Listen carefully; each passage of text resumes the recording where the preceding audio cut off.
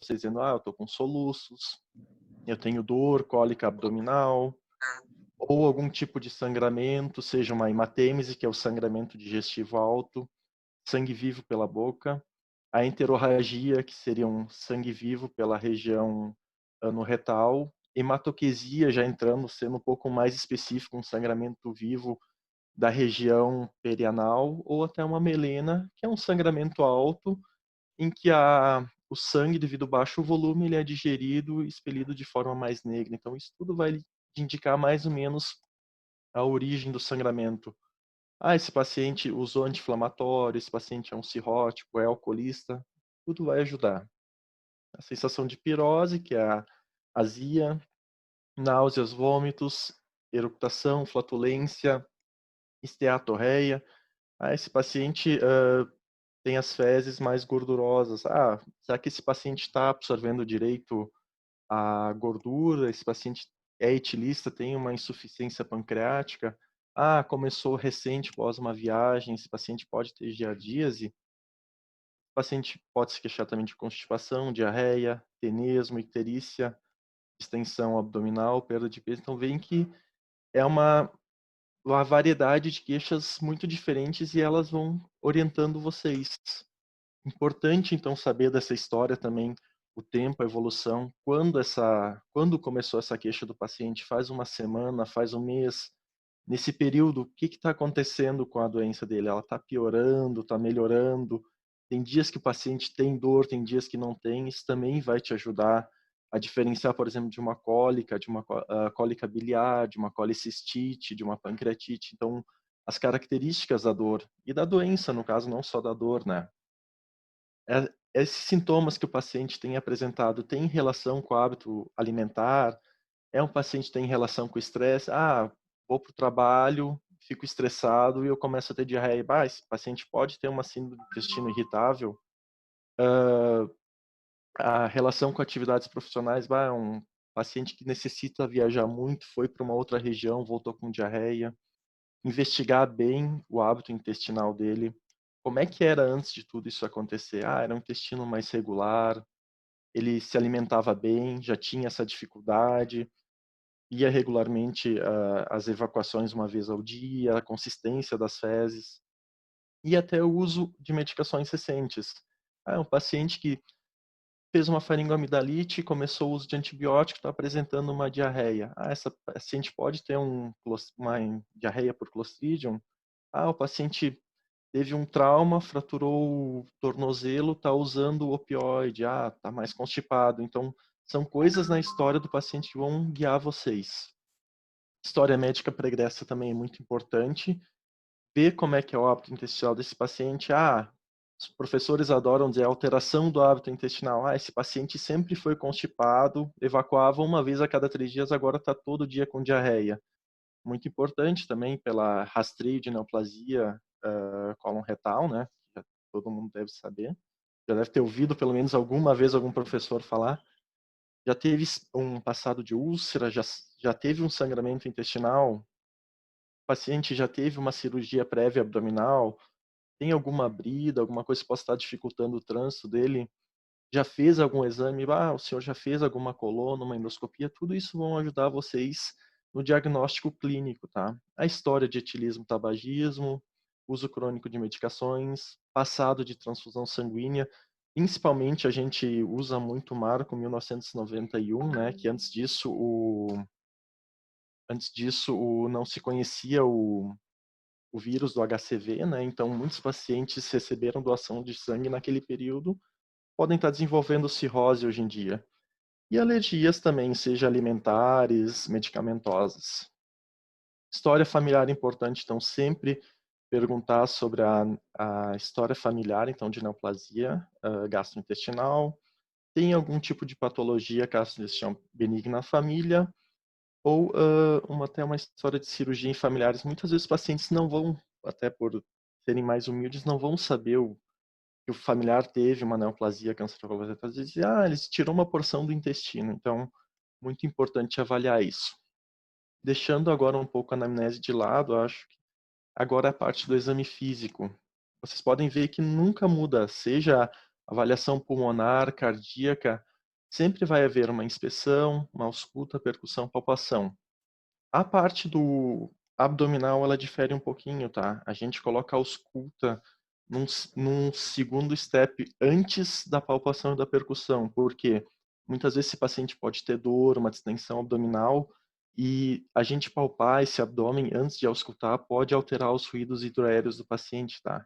Então, a ordem na avaliação abdominal vai começar por uma inspeção. Então, nunca façam uma inspeção com o paciente vestido, sempre peçam para o paciente tirar a camisa, avaliem bem o abdômen, depois façam a ausculta, percutam e, por último, então, é a palpação. Quando a gente entra, então, na avaliação abdominal, a gente pode separar de dois jeitos, tá? Ou a gente faz a anatomia segmentar do abdômen em 9 quadrantes, que à direita a gente começa pelo hipocôndrio direito, flanco e fossa ilíaca direita ou região inguinal direita. Ao centro nós vamos ter o epigastro, mesogastro, hipogastro ou região suprapúbica. E o lado esquerdo a gente tem o hipocôndrio esquerdo, o flanco esquerdo e a região inguinal esquerda ou fossa ilíaca esquerda. Esse quadro da direita, eu gosto muito dele porque ele segmenta, digamos, em 4 quadrantes o abdômen, que é outra forma que a gente pode avaliar o abdômen do paciente e mais ou menos te localiza qual órgão está em cada setor. Ah, o paciente está com uma dor no quadrante superior direito. Bom, o que nós temos ali? A gente tem o lobo direito do fígado, tem vesícula, tem a cabeça do pâncreas. E isso mais ou menos vai poder localizar ajudar vocês a ver qual a origem dessa dor ou da queixa do paciente, tá? Quadrantes superiores, geralmente os quadrantes superiores são os que mais têm vísceras, tá? Os inferiores ficam mais com a parte colônica, intestinal média, então. Uma coisa muito importante, o gastroenterologista, e como qualquer outra especialidade, ele não tem que saber só de sua especialidade, tem que saber das outras, né? A cavidade abdominal não é só o trato gastrointestinal que está lá. A gente tem o sistema geniturinário, muito importante saber, por exemplo, diagnósticos diferenciais, é uma cólica renal? O rim também está na cavidade abdominal. Nós temos os ureteres, a bexiga, as mulheres têm útero, os ovários. Então, é sempre importante não se fechar apenas quando alguém vier com uma queixa abdominal só no trato gastrointestinal. Sempre ter diagnósticos diferenciais em mente. Assim como o sistema vascular também muito importante, tá? Quando a gente vai partir para a inspeção, então, passando a fase então, essa parte, a gente vai ter a fase estática e a dinâmica. A fase estática é aquilo que vocês vão ver, principalmente a forma do abdômen, o volume, ele tem algum abaulamento, uma retração, uma cicatriz, o aspecto de dispersão dos pelos, anexos, algum ponto de fragilidade ou descontinuidade abdominal, uma diastase de retos, por exemplo, isso tudo a gente pode, só olhando, evidenciar. E no aspecto dinâmico, como é que se comporta então esse abdômen durante os movimentos respiratórios? Alguns pacientes, às vezes com uma distensão abdominal muito importante, eles são visíveis os movimentos peristálticos, nem todos, também vai depender digamos assim, da camada adiposa que tem, então às vezes dificulta. E até pulsações, com o paciente muito magro, a gente pode ver pulsar a aorta abdominal.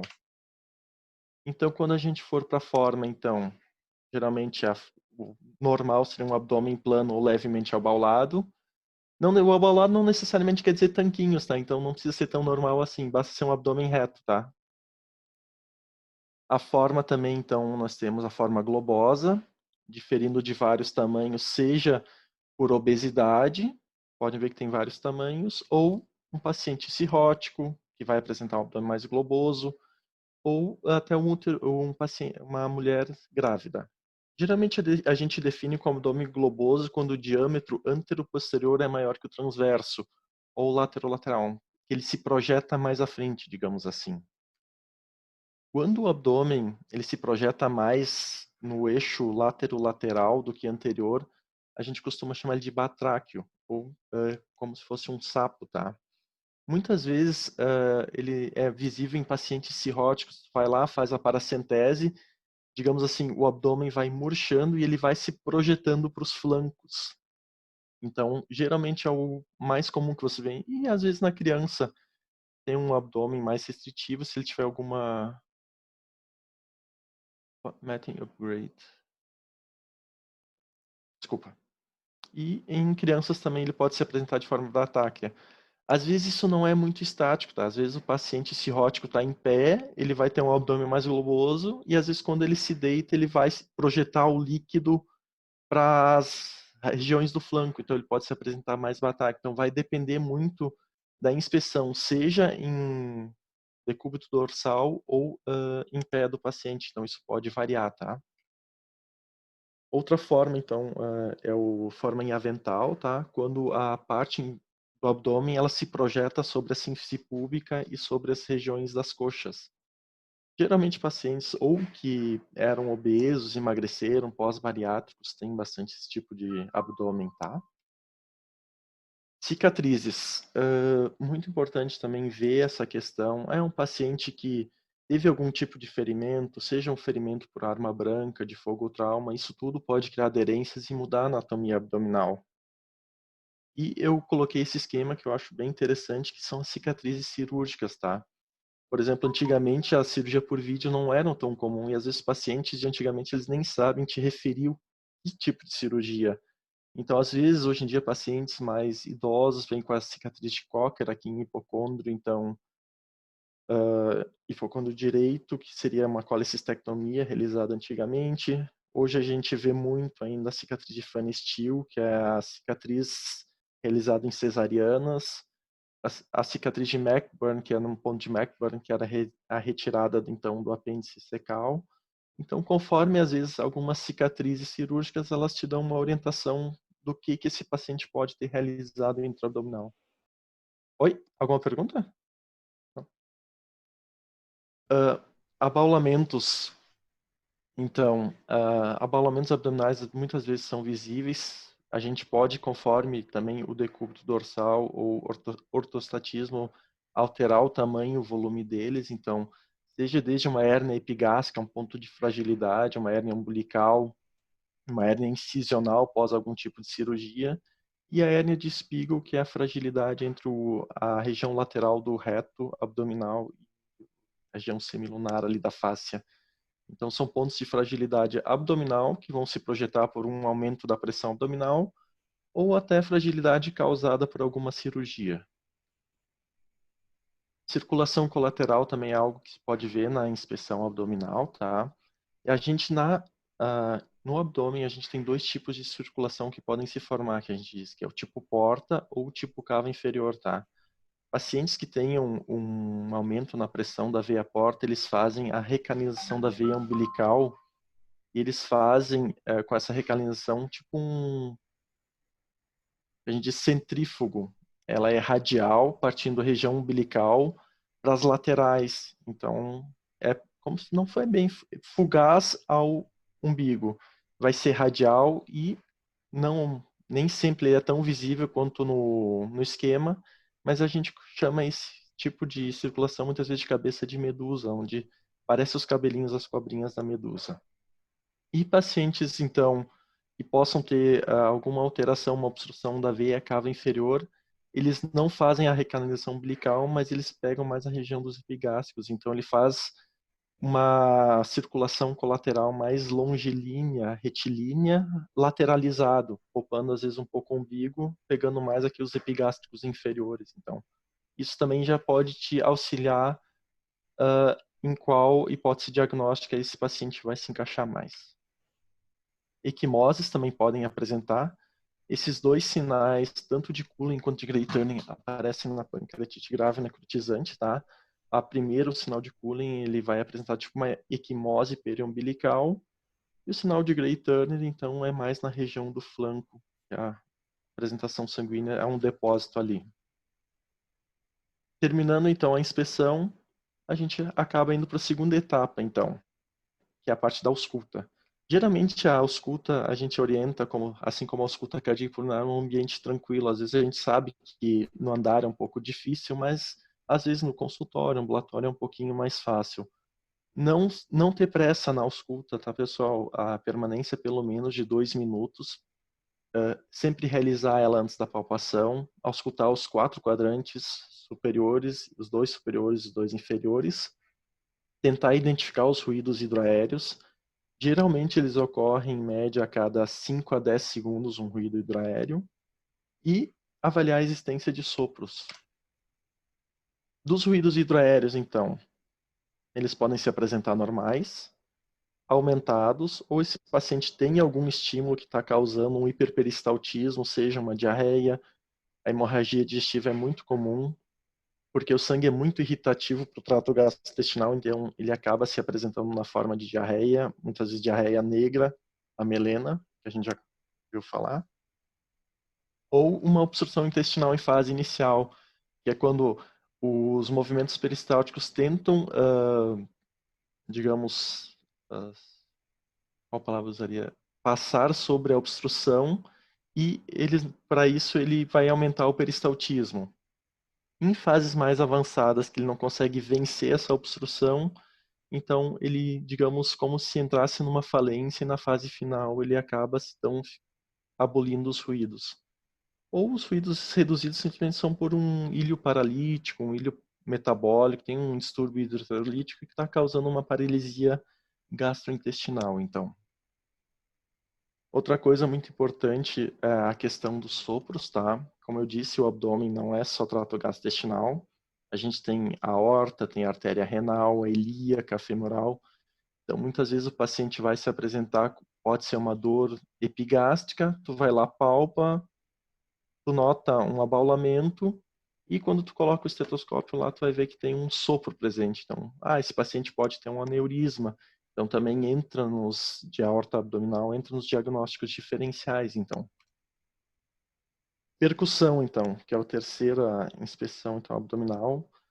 Basicamente, é um paciente que vai apresentar um som maciço, timpânico ou submaciçez na percussão. Geralmente é usado os 2 dedos, o indicador e o médio, indicador, para percutir sobre os outros dedos e ver qual o som que ali é gerado. Geralmente, vísceras maciças, baço, fígado ou líquidos como a cite vão ter um som mais maciço. Vísceras ocas ou ar em cavidade vão ter um som mais timpânico. E também a submaciçez, então, seria ou uma víscera com conteúdo alimentar ou o que você já deve ter estudado o sinal de Joubert, né? Que seria a famosa perda da submaciez hepática. Quando o paciente tem alguma perfuração de víscera, o ar acaba se acumulando entre o fígado e o pulmão e acaba dando um som mais timpânico. Claro, é um sinal bem difícil, às vezes vai depender muito da quantidade do ar, da perfuração do paciente para evidenciar.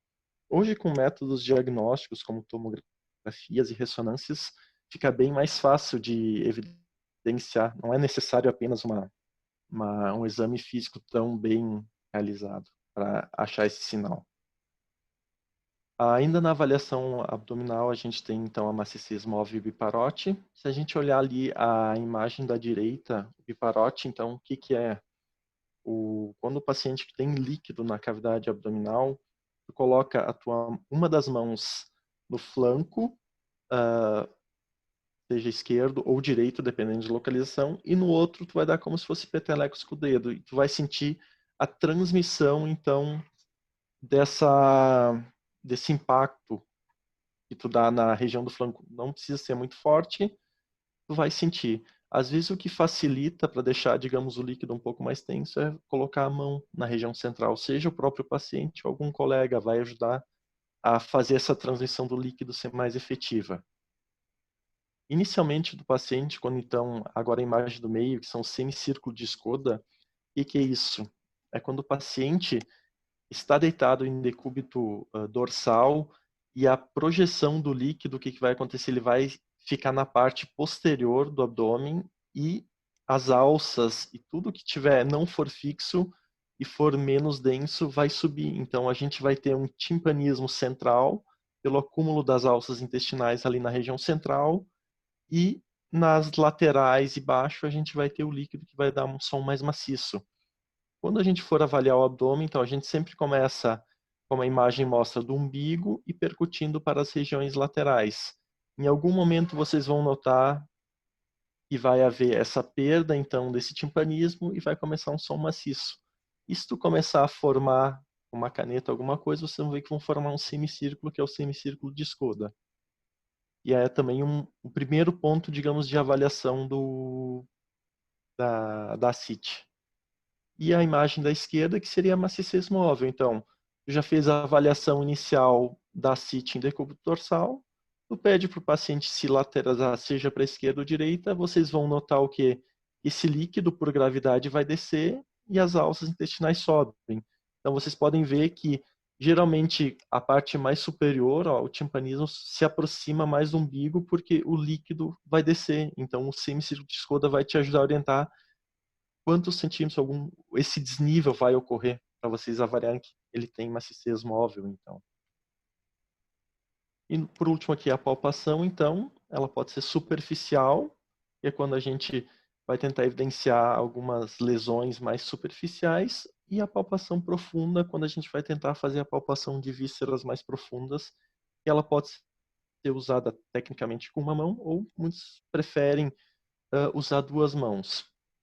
As características da palpação, então, é a tensão. Isso, às vezes, para as mulheres, às vezes tem um pouco menos de força, elas acabam podendo usar as duas mãos para vencer essa tensão, tá? Sensibilidade, é uma sensibilidade dolorosa. O paciente não tem dor, a palpação superficial, mas quando eu palpo ali em hipogastro, ele tem uma dor importante. Então, isso vai ajudar vocês. A presença de nodulações, a própria presença de hérnia, às vezes é uma hérnia pequena que não é na inspeção se passa, ou até tu viu, tu vai palpar ela para ver se ela não está encarcerada, ou sinal de sofrimento. A espessura da parede abdominal e se tem alguma alteração de temperatura também na parede abdominal. Isso vai ajudar vocês. A palpação hepática, então, basicamente são duas técnicas que a gente pode usar. A primeira que a gente chama a técnica em garra, que é a técnica de Matthew, que o médico se posiciona lateral ali a cabeça ao tórax e com as duas mãos a gente tenta palpar a borda inferior do fígado, tá? E a segunda técnica, que é a técnica de Lemos-Torres, e eu acho que a maioria acaba usando também, é a palpação bimanual. Gentilmente a gente coloca a mão esquerda embaixo ali da região das costelas e do flanco, faz uma leve elevação e tenta fazer então a projeção do lobo hepático direito, então palpar com a mão direita. Quando a gente vai para a palpação esplênica, ela não é tão simples, a gente tem que fazer o posicionamento do paciente, que a gente chama de posição de Schuster. Então a gente pede para o paciente, na primeira imagem superior, ficar em decúbito lateral esquerdo. Geralmente o baço ele é protegido pela arcada costal esquerda, então é difícil de palpar. Geralmente a gente não consegue palpar ele em decúbito dorsal. Quando a gente faz essa lateralização, pelo próprio peso, a gente faz uma projeção do baço para ele ficar mais centralizado. Então isso ajudaria a palpá-lo. As técnicas são muito parecidas, então, com as duas anteriores do fígado, tá? Tanto que a palpação em garra só teve uma adição de um nome, que é a técnica de Matthew Cardarelli. Foi o Matthew Cardarelli que usou essa técnica para palpação, então, esplênica também. E a técnica bimanual, basicamente a mesma coisa, tu faz a projeção levemente com a mão esquerda sobre os arcos costais, tentando ajudar a projetar ainda mais o baço para a região mais medial, poder fazer uma palpação, então. Manobras especiais e sinais, a gente tem vários, então, Murphy, que eu acho que é Murphy e Bloomberg são os que a gente mais ouve, né? O Murphy, então, é quando a gente faz a palpação do ponto do cístico e o paciente interrompe a inspiração devido à dor, tá? É um sinal que esse paciente pode ter uma inflamação ali na região da vesicular policistite. O sinal de Bloomberg, então, é um sinal de irritação peritoneal, é quando a gente vai fazer a compressão abdominal e faz uma descompressão brusca e esse paciente vai ter um reflexo de dor. Povzink, então, é uma descompressão dolorosa referida, só que é quando a gente comprime o quadrante inferior esquerdo e ele tem dor à direita. Tem o sinal do Pessoas, então, também é um sinal de apendicite, que é quando o paciente pede para o paciente levantar a perna direita, ele tem dor, ou em decúbito lateral esquerdo, esticar a perna. Outro sinal de apendicite, então, desculpa, é o sinal do obturador. São os dois músculos que acabam, por inflamação adjacente do apêndice, tendo dor. Então, no sinal do obturador, a gente faz a flexão e rotação interna da coxa, o paciente vai apresentar dor.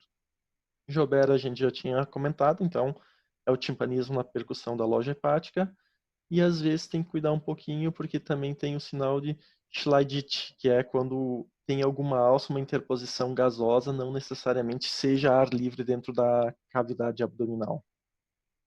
Sinal de Jordano, então, que vocês já devem ter ouvido também, que é a punho-percussão lombar, que é quando os impactos, a punho-percussão na região do dorso do paciente geram dor pela distensão ali da cápsula renal. E o outro também que a gente ouve muito pouco, principalmente na graduação, que é o sinal de Torres Omini, que é uma dor ali quando a gente faz a percussão logo hepática, que pode ser algum sinal de abscesso hepático.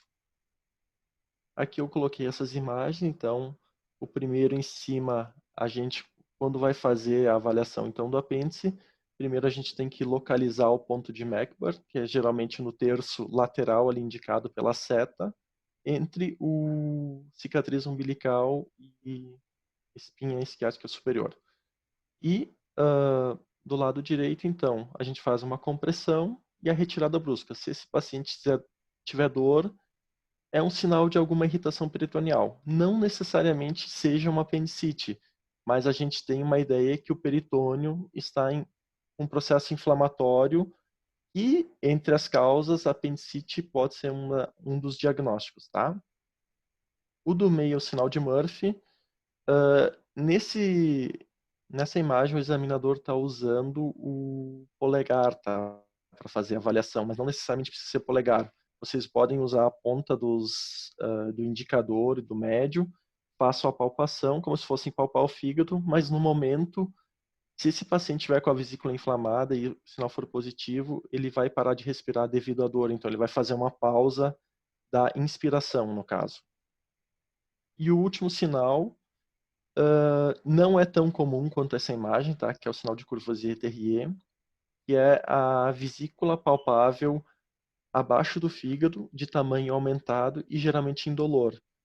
Nunca vi uma vesícula tão visível, tá? Então, vai variar muito. Geralmente, ela é aumentada de tamanho, mas tu só sente ela na palpação. Tu vê uma textura como se fosse uma bolinha meio fibroelástica, mais endurecidinha, mas o paciente não sente dor, diferente do sinal de Murphy, que não é uma inflamação que está ocorrendo. Geralmente é um acúmulo de bile dentro da vesícula que ela aumenta, seja por uma obstrução de colédoco ou uma neoplasia periampular. Tentei ser um pouco mais objetivo possível, sei que você deve estar cansado, já é segunda aula. Se tiver alguma dúvida, posso tentar responder. Espero que tenham entendido, não tenha falado muito rápido também. E obrigado pela atenção, pessoal. Muito obrigada, Maico. É bastante coisa para o pessoal que ainda não passou em propedêutica, mas isso é uma coisa que a gente acaba aprendendo mesmo na prática, né? Exatamente. Ali no Depois, quando chão. que nem eu digo assim, a graduação eu dividiria ela em 3 módulos, tá? Os 2 primeiros anos, os 2 anos do meio e os 2 anos finais. Porque é uma visão minha que eu tenho. Os 2 primeiros anos, a gente meio que constrói um conhecimento novo. Então, a gente vai aprender o que procurar, qual o sinal, as terminologias. Então, fica muito teórico. E acaba que muita teoria, às vezes, a gente não consegue gravar tudo. É muito conteúdo.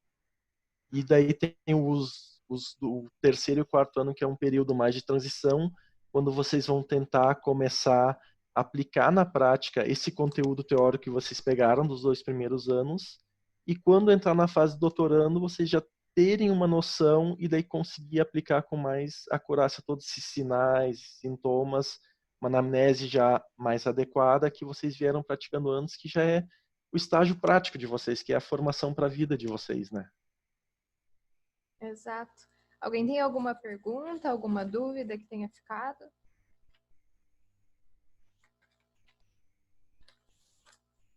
Olha que depois vai ter perguntinha ainda. Quero aproveitar até perguntar uma coisa. Que o Michael, tu disse ali que é depois de 2 minutos só, né, que de palpação não, de Ausculta. ausculta, que tu diz que não tem ruídos, é isso? Não, geralmente, no mínimo que a gente preconiza é auscultar uns 2 minutos por quadrante para tu dizer que não tem. Para ter ruídos ausentes, são pelo menos 5 minutos de ausculta abdominal sem ruído. E a gente diria mais ou menos 2 minutos por quadrante. Mas a gente sempre diz assim, ausculta pelo menos 2 minutos por quadrante, porque ali tu vai ver, já ter uma ideia qual é o padrão dos ruídos dele. Se ele está muito aumentado, muito reduzido, como é que estão os ruídos. Então, pelo menos uns 2 minutos de ausculta é adequado, mas para eu dizer que esse paciente está com os ruídos ausentes, são 5 minutos de ausculta sem ruídos. Tá? 5 minutos. 5 minutos. Mas Cansa. Às vezes, na correria, a gente não fica. Pode ter certeza que eu nunca fiquei também. Às vezes, na parte de doutorando, a gente, não tem ruído. 2 minutos tá bom, tu já sai correndo. Mas tem que ter paciência mesmo. Eu tenho uma perguntinha. A diastase de retos, ela dói? Não, ela não dói. Ela é simplesmente uma fragilidade abdominal ali da aponeurose e ela como se abrisse. Então ela fica aberta. Quando tu vai palpar entre os dois músculos do reto, tu vai ver que eles estão bem separados. E ela não tem dor, tá? Ela é indolor. A não ser que, claro, haja projeção de uma víscera e haja uma torção de alça ali. Mas geralmente não dói a diastase. Tá, só a diastase em si não dói. Não dói. Só se há uma formação de uma hérnia dentro da diastase, daí pode doer. Uhum. Mas a diastase é totalmente assintomática. Alguém tem alguma pergunta? Se quiser mandar ali no chat também. O pessoal tá agradecendo ali no chat. Gostaram bastante da tua aula?